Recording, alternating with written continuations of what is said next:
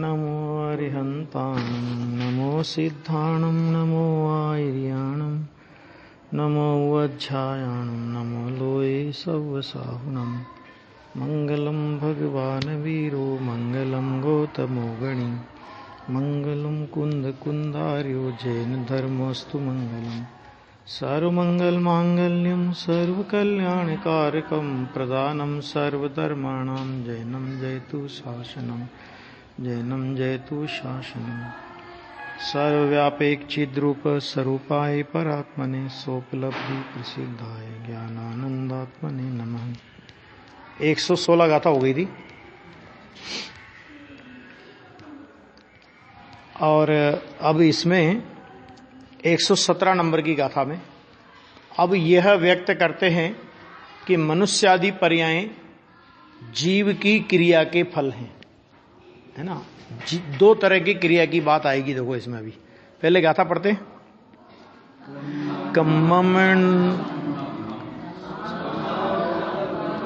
सहावेण अभिभूय नरम तिर्यम नैरय्यम वासुरम कुणदी अनाराख्य कर्म स्वभाव थी निज जीव द्रव्य स्वभावने अभिभूत करि तिर्यंच देव मनुष्य व नारक बने।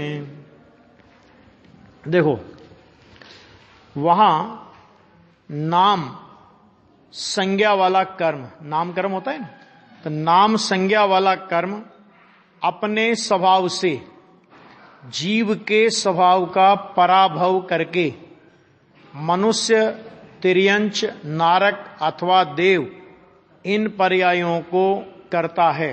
पहली गाथा में तो ये कह रहे हैं कि जीव के स्वभाव का पराभव करता है, और इसके बाद तुरंत अगली गाथा में इसका निषेध कर देंगे, कर्म जीव के स्वभाव का तेरा पराभव नहीं करता। यानी ये निमित्त से कथन है। समझ में आगे नहीं आगे? अभी देखो बहुत अच्छा इसमें आया है कि क्रिया वास्तव में आत्मा के द्वारा प्राप्य होने से कर्म है। कर्ता कर्म ये बोलते हैं ना अपन, तो कर्म की परिभाषा क्या है? कारक, 6 कारकों में कि कर्ता जिसे प्राप्त करे या कर्ता का जो प्राप्य हो, है ना, उसे बोलते हैं कर्म। तो ये जो क्रिया, कौन सी क्रिया?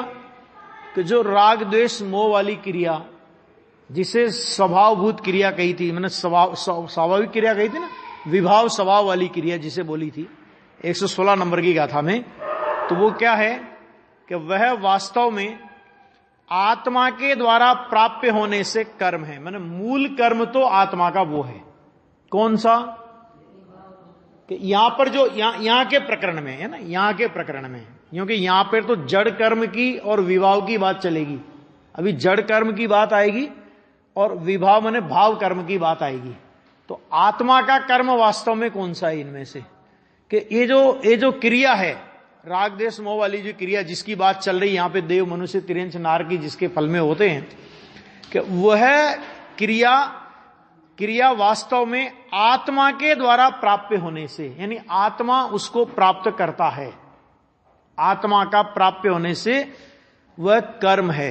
अर्थात आत्मा क्रिया को प्राप्त करता है, पहुंचता है, इसलिए वास्तव में क्रिया ही आत्मा का कर्म है। क्रिया ही आत्मा का कर्म है, ये कहकर के क्या कहना है उनको? कि जड़ कर्म वो वास्तव में आत्मा का कर्म नहीं है। आत्मा जड़ कर्म को प्राप्त नहीं करता। अगर आत्मा प्राप्त करता है तो किसे प्राप्त करता है वो? कि वो अपने मोह राग द्वेष रूप क्रिया को प्राप्त करता है। क्योंकि यहां प्रकरण अभी वो है, अभी वो नहीं लगाना कि आत्मा तो शुद्ध भाव को प्राप्त, अभी वो प्रकरण नहीं है। क्योंकि अभी यहां पर पर्याय बतानी है ना, मनुष्य, तिर्यंच, देव, नार की पर्याय की बात चल रही है ना, तो इस अर्थ में वो जिस एंगल से जो कथन हो उसे उस दृष्टि से समझ लेना चाहिए। अच्छा अब देखो कि उसके निमित्त से, किसके निमित्त से? क्रिया के निमित्त से, मैंने मोह राग द्वेष रूप क्रिया के निमित्त से, यानी मोह राग द्वेष रूप क्रिया वो हुई निमित्त, और उसके निमित्त से परिणमन को प्राप्त होता हुआ, उसके निमित्त से मतलब क्या? कि मोह राग द्वेष का विकारी भाव वो तो निमित्त है, और उसको निमित्त से परिणमन को प्राप्त कौन हुआ? कि परिणमन को प्राप्त हुआ द्रव्य कर्म रूप से परिणमन करता हुआ पुद्गल। तो पुद्गल क्या है वो? अभी पुद्गल का जो पुद्गल है ना, जिसको यहां पे कर्म कहा जा रहा है, तो वो किसके निमित्त से द्रव्य कर्म रूप से परिणमन किया उसने? मोह राग देश के निमित्त से। तो मैंने मोह राग देश हुआ कर्ता, ठीक है ना, और पुद्गल कर्म का कर्म रूप परिणमन, मैंने पुद्गल का कर्म रूप परिणमन वो हुआ कार्य। बराबर बराबर है ना? बोलो भैया। मोह राग द्वेष रूप जो क्रिया है, वो मोह राग द्वेष रूप क्रिया वो कर्ता, और पुद्गल का कर्म रूप परिणमन वो उसका कर्म। ऐसा है ना? कि ऐसा नहीं है। तो कोई यहां शब्द क्या लिखा? उसके निमित्त से। तो जहां निमित्त शब्द आया वहां पर क्या लगाना? क्या लगाना? कि मोह राग द्वेष, जीव के मोह राग द्वेष स्वयं तो पुद्गल के कर्म रूप, पुद्गल कर्म रूप यानी पुद्गल के कर्म रूप परिणमन ना हो, परंतु पुद्गल जब कर्म रूप परिणमन करता है तो जिस मोह राग द्वेष में उस कर्म में अनुकूल होने का आरोप आ सके, उस मोह राग द्वेष को निमित्त कहते हैं। क्योंकि मोह राग द्वेष भी हर समय का है, और हर समय का मोह राग द्वेष, और उधर हर समय कर्म का बंधना, कर्म का बंधना। अभी बंध की बात है, उदय की बात नहीं। अभी कर्म का बंधना, मैंने पुद्गल का कर्म रूप से परिणमना। इधर मोह राग द्वेष का होना और उधर पुद्गल का कर्म रूप से परिणमना। समझ में आ गया कि नहीं आ गया? है ना? तो वो मोह राग द्वेष ने पुद्गल को कर्म रूप परिणमन कराया कि ये बात नहीं है। इधर कर्म माने पुद्गल माने कारमान वर्गणा, वो स्वयं कर्म रूप परिणमन उसने किया। तो जिस काल में उसने स्वयं माने कर्म रूप परिणमन किया, तो उस काल में निमित्त पने का उपचार किस पर आएगा? कि जीव के विकारी भाव पर। जीव निमित्त नैमित्तिक संबंध है, मैंने कर्ता कर्म संबंध नहीं है। आ गया? इसलिए कहा कि उसके निमित्त से, तो उसके निमित्त से माने वो कर्ता और ये पुद्गल कर्म रूप परिणमित हुआ, ये उसका कर्म। ऐसा बिल्कुल नहीं, मैंने इनमें कर्ता कर्म संबंध नहीं है। कौन सा संबंध है इनमें? निमित्त नैमित्तिक संबंध। और निमित्त नैमित्तिक जो संबंध है वो दो द्रव्यों की एक समय की स्वतंत्र पर्याय के बीच में होता है, स्वतंत्रता का द्योतक है ना? वैसे तो बहुत प्रकार से होते हैं निमित्त नैमित्तिक संबंध भी। एक द्रव्य की दो गुणों की दो पर्यायों में भी होता है, एक ही द्रव्य के एक ही गुण की दो धाराओं के बीच में भी होता है ना? आगे यहां तक आ गया समझ में? क्योंकि रिवीजन कर लेना चाहिए जो भी पढ़ा हुआ है ना पुराना, नहीं तो वो सब खत्म हो जाता है। क्योंकि अभी ये आएगा, ये सब इसकी जिनवाणी में तो देखो क्या है कि मजबूरी क्या है आचार्य भगवान की, कि समझाना उनको जगत के अज्ञानी जीवों को है।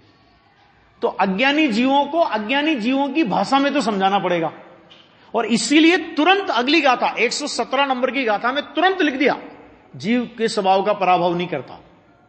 आगे तुरंत ये गाथा लाए वो निषेध करने के लिए, क्योंकि इस गाथा में वो बात सिद्ध करी उन्होंने। देखो, उस पुद्गल कर्म की कार्यभूत मनुष्यादि पर्यायें, अब तीन चीजें हो गई हमारे सामने।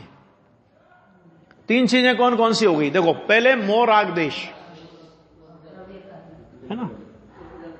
मैं पूछ भी सकता हूं, इसलिए पूरा सुनना ध्यान से कि मोह, पहले एक हो गया मोह राग द्वेष, दूसरा हुआ उस मोह राग द्वेष के निमित्त से परिणमित कारमान वर्गणा, जिसको बोलते हैं कर्म, दो, और उस कर्म के निमित्त से माने कर्म का कार्यभूत, तो कार्यभूत माने नैमित्तिक, उस कर्म है, कर्म का वो उदय है निमित्त, और उस कर्म के उदय में निमित्त के साथ में नैमित्तिक कौन है? कि नैमित्तिक है मनुष्य आदि पर्याय। कर्म निमित्त और मनुष्य आदि पर्याय नैमित्तिक, ठीक है ना। तो कर्म मनुष्य आदि पर्याय, मैंने इसको यूं भी समझ सकते हैं अपन। यहां पे अभी मैंने वैसे तो जीव भाव भी है, लेकिन यहां पे अभी मनुष्य आदि पर्याय में शरीर की मुख्यता से शरीर को भी साथ में रख करके बात करें अपन, तो उसमें क्या आएगा? देखो, ए मोह राग देश हुआ, ये हुआ भाव कर्म। भाव कर्म निमित्त और द्रव्य कर्म नैमित्तिक। समझ में आ गया कि नहीं आ गया? एक पहला संबंध, भाव कर्म निमित्त, द्रव्य कर्म नैमित्तिक, ठीक। अब दूसरा, द्रव्य कर्म निमित्त और नो कर्म मनुष्य आदि पर्याय, ये हुई नैमित्तिक, है ना। यहां पे अभी मनुष्य आदि पर्याय में वो जीव भाव को भी है, लेकिन यहां पे शरीर सहित भी ले लेना भी, तो वो क्या हुई? वो उसका निमित्त, क्योंकि कर्म का निमित्त है ना, कर्म का निमित्त, कर्म उसमें निमित्त है, तो कर्म के निमित्त से वो हुई। तो ये तीन तरह से संबंध हुए, भाव कर्म, द्रव्य कर्म और इधर ले नो कर्म। तो भाव कर्म निमित्त, द्रव्य कर्म नैमित्तिक, द्रव्य कर्म निमित्त, नो कर्म नैमित्तिक, और किसी ने किसी को नहीं किया, इसका नाम निमित्त नैमित्तिक संबंध। कोई किसी का कुछ करे तो उसका नाम निमित्त नैमित्तिक संबंध नहीं, ठीक है। तो यहां पे देखो कितना बढ़िया लिया कि उस पुद्गल कर्म की कार्यभूत, उस पुद्गल कर्म की कार्यभूत मनुष्यादि पर्यायें, आ गया? मनुष्यादि पर्यायें किसकी कार्यभूत है? ये पुद्गल कर्म की कार्यभूत, माने कार्य है मनुष्यादि पर्यायें, और कारण कौन हो गया? मानो उसकी कार्यभूत है। तो वो हुआ, वो कर्म हुआ कारण। कौन सा कारण हुआ? उपादान कारण हुआ कि निमित्त कारण हुआ? है निमित्त कारण हुआ, बराबर। तो कार्यभूत मनुष्यादि पर्यायें। अब उसमें फिर क्या कह रहे हैं? मूल कारणभूत ऐसी जीव की क्रिया से प्रवर्तमान होने से। कि इनमें मूल कारण कौन है? कि भाई साहब देखो, एक दो तरह के उदाहरण आते हैं, दो तरह के होते हैं। एक होता है कुत्ता और एक होता है शेर। होता है ना, आप कुत्ते को लकड़ी मारो और आप शेर को लकड़ी मारो, बोलो क्या करेगा? कि कुत्ता पकड़ेगा लकड़ी को, और जो शेर होगा ना, वो कभी भी लकड़ी को नहीं पकड़ेगा। लकड़ी किसके हाथ में? समझ में आया कि नहीं है? वो उसको पकड़ेगा। तो नाम के भाई साहब, ये जो पुद्गल कर्म की कार्यभूत जो क्रिया है, मनुष्य आदि पर्याय, ये पुद्गल कर्म की कार्यभूत है। कि इसका मूल कौन है? कि ये बताओ, ये पुद्गल कर्म कहां से आया? कि यदि जीव विकार नहीं करता, आ गया समझ में? कि यदि जीव विकार नहीं करता तो मोह राग देश नहीं होते। मैंने मोह राग देश तो खुद ही विकार है, क्या मोह राग देश नहीं होते? यदि जीव विकार नहीं करता तो नया कर्म बंध नहीं होता, और नया कर्म बंध नहीं होता तो ये मनुष्य आदि पर्याय नहीं आती। तो मूल कौन है इसमें? कि मूल तो इसमें जीव का विकार है। समझ में आ गया कि नहीं आ गया? जीव का विकार ये इसमें मूल है। अगर ये नहीं होता, कर्म फरम क्या? कर्म कोई अपने आप आए हैं क्या? देखो, आए अपने आप हैं, लेकिन अपने आप आए हैं क्या? मतलब क्या? मतलब कि यदि जीव का विकार नहीं होता तो कारमान वर्गना में कर्म रूप परिणमन भी नहीं होता। ऐसा ही सहज निमित्त नैमित्तिक संबंध है। जैसे विकार होता है तो कर्म बनता है, तो ऐसा ही निमित्त नैमित्तिक संबंध है कि विकार नहीं होता तो कर्म नहीं होता। तो मूल कारण कर्म है या जीव का विकार है, ये कहना है यहां पे। इसलिए लिया कि उस पुद्गल कर्म की कार्यभूत मनुष्यादि पर्यायें मूल कारणभूत ऐसी जीव की क्रिया से प्रवर्तमान होने से। कि भाई साहब, मूल कारण तो जीव की क्रिया है, मोह राग द्वेष है, समझ में आ गया कि नहीं आ गया? होने से वो क्या है कि क्रिया फल ही है। तो अगर तुम राग द्वेष मोह करोगे तो संसार की 4 गति 84 लाख योनियों की चक्की में पिसोगे, कोई रोक नहीं सकता। महाभाग्य से ये पंचम काल में वीतरागी देव शास्त्र गुरु माने एक समय सार प्रवचन सार जैसे परमागम, समझ में आ गया ना, बहुत भाग्य से मिले। प्रमाद छोड़ करके ये काम कर लेने जैसा है, नहीं तो पता नहीं चलेगा अगले भव में। 1 मिनट में यहां से सांस छूटी, अगले भव में कहां जाकर के जाएगा कोई पता नहीं पड़ेगा, है ना। ये तो देखते हैं ना, रोजाना तो समाचार आते हैं आजकल, मैसेज सुबह पहले खोलते तो कोई न कोई तो मरा हुआ मिलता ही है। सबका नंबर है, उसमें कोई नई बात नहीं है, किसी का सबका नंबर लगा हुआ है। तो ऐसे योग को यदि सफल नहीं किया, पंडित टोडरमल जी ने क्या लिखा कि देखो अभी अपने को अवसर मिला, अब इस अवसर में जिनके तीव्र कसाय है, एक तो एकेंद्रीय से लेकर के असंगी पंचेंद्रीय तक के जीव है, तो पंडित जी ने क्या लिखा कि वे तो तत्व विचार करने के लायक ही नहीं है। एक बात, उनको तो निकाल दिया। और तीव्र कसाई जीव हो, तीव्र कसाई का मतलब क्या होता है कि बस पाप में रचा पचा हो 24 घंटे, पाप में उत्साह आवे और धर्म कार्य में की बात आवे तो मौत आवे, ये हालत। अरे साहब धर्म, अरे वो तो भविष्य में देखो, वो तो कर्मबद्ध में होना होगा तब हो जाएगा, है ना। वो तो क्रमबद्ध समय जैसे वो तो क्रमबद्ध में है, और दुकान मकान चलाना वो क्रमबद्ध में नहीं है। वहां होनार याद नहीं आएगी, वहां होनार याद नहीं आएगी, वहां तो। और धर्म करने की बात आवे, वो तो योग्यता होगी तब होगा आपका। ये योग्यता का मखौल मत उड़ाओ। योग्यता इसलिए नहीं समझाई थी आचार्य ने, योग्यता इसलिए नहीं समझाई थी कि धर्म से दूर हो जाए। तुझे योग्यता वहां याद आनी चाहिए कि जब दुकान पे ग्राहक नहीं आवे तो आकुलता नहीं होवे, वहां योग्यता याद नहीं आएगी। वहां कह रहे क्या बात है, क्या चक्कर है ना, ये नहीं। तो पंडित जी ने लिखा कि पाप कार्य में रचा पचाओ, वो धर्म कार्य करने का पुरुषार्थ नहीं कर सकता।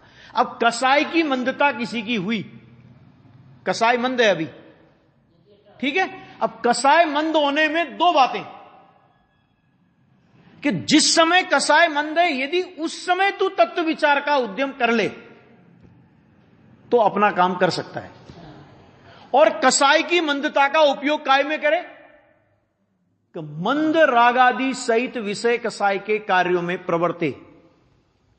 कैसे मंद रागादि सहित, अभी उसका भी बोलता हूं, एक। और दूसरा व्यवहार धर्म कार्यों में प्रवर्ते, अवसर तो चला जाएगा। टोडरमल जी साहब के शब्द, मेरे शब्द नहीं है, लिखा है ना 9वें अधिकार में, लिखा नहीं लिखा है ना, क्या लिखा? मंद रागादि सहित विषय कसाय के कार्यों में प्रवर्ते। मंद रागादि सहित का मतलब क्या? भाई साहब हम तो बिल्कुल साफ सुत न्याय नीति से रहते हैं, बिल्कुल खाते पीते इतना लिमिट का, इतनी मर्यादा का, ऐसा वैसा सब। ये विषय खाना पीना है तो विषय कसाई ना, एक। और दूसरा कि व्यवहार धर्म के कार्य में प्रवर्ते। मंदिर बना लिया, पंच कल्याण करा लिया, शास्त्र छपा दिए, है ना, और धर्मशाला बना दी, ये कर दिया वो कर दिया, व्रत ले लिए, नियम ले लिए, संयम ले लिए, हैं, ये सब कर लिया। पंडित जी कहते हैं अवसर चला जाएगा, संसार में भ्रमण होगा, तत्व विचार में उपयोग नहीं लगाया। जो काम करने योग्य पहले वो करो। आ गया? तो वो यहां पे कह रहे हैं, देखो उस पुद्गल की कार्यभूत मनुष्य आदि पर्यायें मूल कारणभूत ऐसी जीव की क्रिया से प्रवर्तमान होने से क्रिया फल ही है।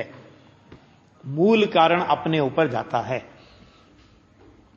मुनिराज जब उपसर्ग में हो, कोई मुनिराज पर उपसर्ग करे, कोई ज्ञानी धर्मात्मा पर उपसर्ग करे, आया नहीं आया? सीता जी का और भी बहुत महापुरुषों के ऊपर कैसे कैसे उपसर्ग आए, सुदर्शन सेठ वगैरह वगैरह, जो भी अपन पढ़ते हैं। तो उन्होंने क्या विचार किया था उस समय कि ये जो बाहर की परिस्थिति बनी, कि ये बाहर की परिस्थिति में सामने वाला तो निमित्त मात्र है। सामने वाला क्या है? वो तो निमित्त मात्र है। ये तो मेरे कर्म का उदय है, और ये कर्म का उदय भी तब है ना जब कर्म बंधा था। तो कर्म बंधने के योग्य भाव किसने किए थे? कि कर्म बंधने के योग्य भाव मैंने किए थे। तो मैंने जो फसल बोई उसी फसल को तो मुझे काटना है ना। और इस बल पर उन्हें कभी भी निमित्तों के प्रति कषाय का परिणाम एकत्व बुद्धि पूर्वक तो नहीं आता। सर्वथा नहीं आता हो ऐसा नहीं कह रहा हूं, लेकिन एकत्व बुद्धि पूर्वक तो नहीं आता। और तत्व निर्णय नहीं होने वाले अपन लोगों को क्या होता है कि बात बात में निमित्त पर ही क्रोध आता है। भले हम निमित्त को कितना यकिंचित कर कहते रहे, क्रोध किस पे आएगा? बात बात पे तुमने ऐसा नहीं किया, तुमने ऐसा नहीं किया। उस समय कभी विचार भी आता है कि ऐसा ही होना था। उस समय विचार, उस समय तत्व विचार कहां टिकता है अपन लोगों का, वो सोचना जरा। घर में नुकसान हो जाए कोई, तो उस समय अपने को तुमने ऐसा किया, तुमने ध्यान नहीं रखा, तुम ध्यान रखते तो ऐसा नहीं होता। भाई साहब, जो होना था वो तो हो गया। तुम रो, चिल्लाओ, पीटो, मर जाओ, मार दो, कुछ भी कर लो, वो बदलने वाली परिस्थिति तो नहीं है। लेकिन उस समय अपन लोगों को ये विचार भी आता है क्या कि होने योग्य हुआ है, ये तो निमित्त मात्र है। वो यहां पे कह रहे हैं कि भाई ये मनुष्य आदि पर्याय मिली, ये कर्म फरम तो निमित्त है, मूल कारण तो इसमें तेरा अपना भाव है। इसलिए लिखा ना, देखो, कार्यभूत मनुष्य आदि पर्याय मूल कारणभूत है ना। ऐसी जीव की क्रिया से प्रवर्तमान होने से क्रिया फल ही है, क्योंकि क्रिया के अभाव में कौन सी क्रिया? मोरागदेश, विकारी क्रिया, बराबर। क्रिया के अभाव में पुद्गलों को कर्म पने का अभाव होने से मोरागदेश नहीं होगा। तो पुद्गल कर्म रूप परिणमने की, जीव में मोरागदेश नहीं हो तो विश्व में ऐसी कौन सी पुद्गल वर्गणा है जिसे उस जीव के साथ कर्म रूप परिणमने की योग्यता हो? बोलो। सिद्ध भगवान में रागदेश नहीं है। तो जहां सिद्ध भगवान हैं, उन सिद्ध भगवंतों के प्रदेशों में अनंत कारमान वर्गणा पड़ी हुई है, नहीं पड़ी हुई है? कारमान वर्गणा विश्व के आकाश के अंदर विश्व के एक प्रदेश तो ऐसा बताओ जहां कारमान वर्गणा नहीं पड़ी हो। अनंत अनंत कारमान वर्गणाएं पड़ी हैं, लेकिन है विश्व की किसी कारमान वर्गणा में ऐसी योग्यता कि सिद्ध भगवान में कर्म रूप परिणमन कर जाए, अर्यंत भगवान में कर्म रूप परिणमन कर जाए? अरे चौथे गुणस्थान वर्ती समय दृष्टि हो, है विश्व में कोई ऐसी कारमान वर्गणा कि जो दर्शन मोह रूप परिणमन कर जाए उसके लिए? बोलो। ऐसे एक एक गुणस्थान में लगा लेना कि जिस जिस जाति का विकार का अभाव हो गया, निमित्त की भी कितनी ईमानदार व्यवस्था कि जिस जिस जाति का विभाव का अभाव हुआ उसके योग्य कर्म वर्गणा, माने कर्म बंधने योग्य किसी कारमान वर्गणा में योग्यता नहीं रही। आगे आगे नहीं है बस समझ में? कितना विचित्र है। और कर्म को पता है कि इस जीव को राग द्वेष का अभाव हो गया, मैं कर्म रूप नहीं परिणमन करूं। इस जीव को सम्य दर्शन की प्राप्ति हुई है, इसलिए मैं दर्शन मोहनी को यह पता है कि मैं दर्शन मोहनी तो कर्म रूप परिणमन नहीं करेगी, लेकिन अन्य पता है क्या कि नहीं है, नहीं होने पर भी परिणमन हो रहा है। सहज निमित्त नैमित्तिक संबंध इसी को बोलते हैं।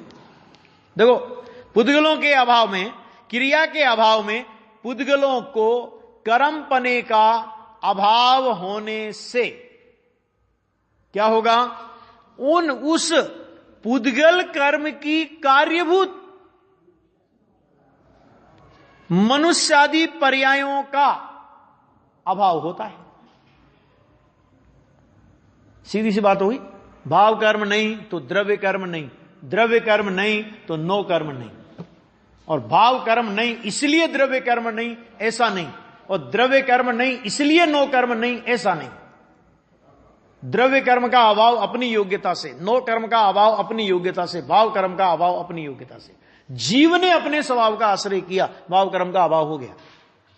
भाव कर्म का अभाव हुआ तो द्रव्य कर्म को बताना नहीं पड़ा कि देख भैया भाव कर्म का इतना अभाव मैंने कर दिया, अब तुम माना नहीं। द्रव्य कर्म को बताना पड़ा। फिर द्रव्य कर्म, फिर नो कर्म को बताना पड़ा कि देख ये द्रव्य कर्म नहीं है, घुसना नहीं। सहज निमित्त नैमित्तिक संबंध है। और ऐसे कितने निमित्त नैमित्तिक संबंध विश्व के अंदर प्रति समय प्रत्येक के साथ बन रहे हैं। अज्ञानी जीव को इसका खबर नहीं और वो इनमें कर्ता कर्म मानता है। आगे देखो, अब देखो, वहां वे मनुष्यादि पर्यायें, कौन सी मनुष्यादि पर्याय? मनुष्य, त्रिंच, देव और नारकी, जिसकी चर्चा ऊपर की गई कि वे मनुष्यादि पर्यायें कर्म के कार्य कैसे हैं। प्रश्न किया कि कर्म का कार्य कैसे हुआ? तो उत्तर दिया, सो कहते हैं कि वे कर्म स्वभाव के द्वारा, कर्म का ऐसा ही नेचर है, कर्म का ऐसा ही स्वभाव है कि द्वारा जीव के स्वभाव का पराभव करके की जाती है। पराभव का मतलब होता है घात, ये निमित्त से कथन। क्या मतलब? देखो क्या कहते हैं कि वे कर्म स्वभाव के द्वारा जीव के स्वभाव का पराभव करके की जाती है। पराभव का मतलब होता है घात करके की जाती है। तो कर्म का स्वभाव जीव के स्वभाव का घात करता है, ठीक है ना? शास्त्र में तो ही लिखा है। अर्थ क्या है इसका? कि जब जीव अपने स्वभाव का घात स्वयं करता है, घात स्वयं करता है का मतलब क्या? कि जब अपने स्वभाव रूप परिणति प्रकट नहीं करता तो उस काल में कर्म ने जीव के स्वभाव का घात किया, ऐसा निमित्त की अपेक्षा से कथन है। आगे समझ आ गया? ये समय सार के कर्ता कर्म अधिकार की शायद 69-70 नंबर की गाथा है। उसमें लिया है कि जीव की क्रिया तो ऐसी है, लेकिन ऐसी क्रिया नहीं होती तो विभाव रूप परिणमति, इस प्रकार का वहां पर लिया है। देखो तो यहां है ना, कर्म के स्वभाव के द्वारा, कर्म स्वभाव के द्वारा जीव के स्वभाव का, अब यहां स्वभाव का मतलब क्या? त्रिकाली स्वभाव का शब्द देखो, एक एक शब्द पढ़ो और एक एक शब्द में आचार्य क्या कहना चाहते हैं। कर्म जीव के स्वभाव का, तो जीव के स्वभाव का माने क्या मतलब? त्रिकाली स्वभाव का। थोड़ी कसरत करनी पड़ेगी। जीव के स्वभाव का माने त्रिकाली स्वभाव का घात कर सकता है कोई? कि त्रिकाली स्वभाव का घात करने की ताकत विश्व की सारी कारमान वर्गणाएं सब जीवों से हट करके एक साथ एक ही जीव के पीछे पड़ जाए, सारे जीवों से हट जाए वो, और एक ही जीव के पीछे पड़ जाए कि इसका तो घात करना ही करना है मुझे। विश्व की सारी कारमान वर्गणाओं में ये ताकत नहीं है कि जीव के त्रिकाली द्रव्य स्वभाव का घात कर दे। अरे घात करने की बात तो बहुत दूर, त्रिकाली जीव के साथ, त्रिकाली द्रव्य स्वभाव के साथ किसी कारमान वर्गणा का, किसी कर्म का निमित्त नैमित्तिक संबंध भी नहीं है। एक बात तो ये समझ लेना पहले। तो यहां पर जीव स्वभाव का घात, यानी जीव स्वभाव का पराभव माने क्या? कि जीव स्वभाव का पराभव माने ये कि उस स्वभाव का अनुसरण करके स्वभावमय परिणति प्रकट करनी चाहिए। कैसी परिणति प्रकट करनी चाहिए थी जीव को? तो वो स्वभावमय परिणति प्रकट नहीं की जीव ने, तो जीव ने अपने स्वभाव का घात स्वयं किया। एक बात तो जीव ने जब अपने स्वभाव का घात किया तो अपने स्वभाव का घात माने पर्याय में, पर्याय पैसा ना, यहां स्वभाव का घात माने पर्याय, ठीक है? तो वो घात करते समय किधर देख रहा था? कि जीव की ओर देख रहा था कि कर्म की ओर देख रहा था? हैं? कि जीव की ओर नहीं देख रहा था, वो कर्म की ओर देख रहा था। क्योंकि जीव की ओर देख करके जीव स्वभाव का घात नहीं होता, और कर्म की ओर देखे तो पर्याय में जीव स्वभाव का घात हुए बिना नहीं रहता। आई बात समझ में कि नहीं आई? किधर देखने से जीव का घात होता है? पर्याय में। त्रिकाली स्वभाव तो निगोद में भी घाता नहीं गया। अनंत एक श्वास में 18 बार जन्मा और मरा, ऐसा बोलते हैं जिनवाणी में। आता कि नहीं आता? एक श्वास में 8-10 बार जन्मो मरो भरो दुख बार। लेकिन इस बात में सच्चाई कितनी है? हाँ। इस बात में सच्चाई कितनी है ये बताओ? कि एक श्वास में 8-10 बार जन्म्यो मरो भरो दुख बार, इस बात में सच्चाई कितनी है? महावीर जी कितनी सच्चाई बोलो? 18 बार मरा। तो मैंने कहा पहली बार मरा तो दूसरी बार मरने के लिए आया कहां से, ये बताओ पहले तो। एक बार मर गया ना, तो फिर जब दूसरी बार मरा तो फिर पहली बार क्या हुआ था जब वो मरा था? मरा कहां था? फिर त्रिकाली स्वभाव का कभी घात नहीं होता। अवस्था में उस स्वभाव जैसी परिणति प्रकट नहीं हुई, उसका नाम घात कहने में आता है। समझा गया? उसका नाम घात कहने में आता है। घात करता नहीं है कोई कर्म फर्म। और जिस समय वो स्वभाव में परिणति प्रकट नहीं हुई, तो वो परिणति भाई देखो, सारा काम तो परिणति में होना है, चाहे घात हो चाहे घात ना हो, है ना? वो तो पर्याय का ही होना है। घात भी हो तो पर्याय में होना है, और घात नहीं हो तो भी पर्याय में होना है। निर्मलता भी पर्याय में होनी है। तो वो पर्याय जिस समय घात की बात चल रही है, उस समय वो पर्याय किधर देख रही थी? तो वो स्वभाव की ओर नहीं देख रही थी। समझा गया? तो स्वभाव की ओर नहीं देख रही थी, तो पर्याय में घात हुआ। घात हुआ तो उसमें कर्म का उदय निमित्त कहलाया। ठीक है? तो ये बोला जाएगा कि जीव कर्म ने जीव के स्वभाव का घात किया। मैंने बदनाम बेचारा कर्म होता है। घात करता है जीव, और बदनाम कौन होता है? कि बदनाम होता है कर्म। निमित्त बदनाम होता है, क्योंकि निमित्त को मिलता क्या है? निमित्त को श्रेय ही तो मिलता है। निमित्त कोई कार्य थोड़ी करता है। अच्छा कार्य हो तो भी निमित्त को श्रेय मिलता है, और बुरा कार्य हो तो भी निमित्त को श्रेय ही तो मिलता है। तो यहां श्रेय ही तो मिला है निमित्त को। क्या श्रेय मिला? कि कर्म ने जीव के स्वभाव का घात किया। आ गया? करता नहीं है। समझना, ऐसा है भैया। कर्म स्वभाव के द्वारा जीव के स्वभाव का पराभव करके की जाती है। क्या मतलब? कह रहे निर्मलता प्रकट नहीं हुई तभी तो ये पर्याय प्रकट हुई, मनुष्य आदि पर्याय। ख्याल में आ गया नहीं आ गया? अगर निर्मलता रूप परिणमन कर जाता, शुद्धता रूप परिणमन कर जाता, वीतरागता रूप परिणमन कर जाता, तो ये मनुष्य आदि पर्याय कहां होती? ये तो राग देश रूप परिणमन किया तो ही हुई ना। इसलिए कहा गया कि कर्म जीव के स्वभाव का घात करके, पराभव करके की जाती है। इसलिए दीपक की भांति। अब दीपक की भांति में क्या? कि वह इस प्रकार कि जैसे ज्योति माने लो के स्वभाव द्वारा तेल के स्वभाव का पराभव करके किया जाने वाला दीपक ज्योति का कार्य है। दीपक जलेगा तो क्या होगा? कि तेल नाश होगा, है ना? ये इतना है। इसी प्रकार कर्म स्वभाव के द्वारा जीव के स्वभाव का पराभव करके की जाने वाली मनुष्यादि पर्याय कर्म का कार्य है। आगे इतना इसमें समझना पड़ेगा। किधर निमित्त निमित्त संबंध है? देखो, भाषा निमित्त की हो, ये गुरुदेव श्री ने जो अर्थ करने की पद्धति दी ना जिनवाणी का, कि भाषा जिनागम में निमित्त की होगी, और आप अर्थ उपादान से करना। उपादान की ओर से उसका अर्थ करके निमित्त का ज्ञान करना। क्यों? क्योंकि भाषा अज्ञानी की होती है, अभिप्राय ज्ञानी का लगाना। हम क्या करते? भाषा ज्ञानी की बोलते हैं, अभिप्राय ज्ञानी का रखते हैं। भाषा तो ज्ञानी की बोल देंगे, है ना? और अभिप्राय कौन सा है? अभिप्राय ज्ञानी का। शरीर में बुखार है, भाषा की शुद्धता तो करी अपन लोगों ने। शरीर में बुखार, आज क्या है कि शरीर में बुखार है, मुझे बुखार है नहीं बोलेंगे। क्यों? क्योंकि मुझे बुखार है बोलेंगे तो लगेगा कि मिथ्या दर्शन हो जाएगा। बोलने में नहीं होता, जबकि बोलेंगे शरीर में बुखार है और मानेंगे मुझे है। ज्ञानी क्या करते हैं? बोलते हैं कि मुझे बुखार है, मानते जरा भी नहीं। ये है बस, इतनी बात है। शेष चर्चा अपन और आगे करेंगे।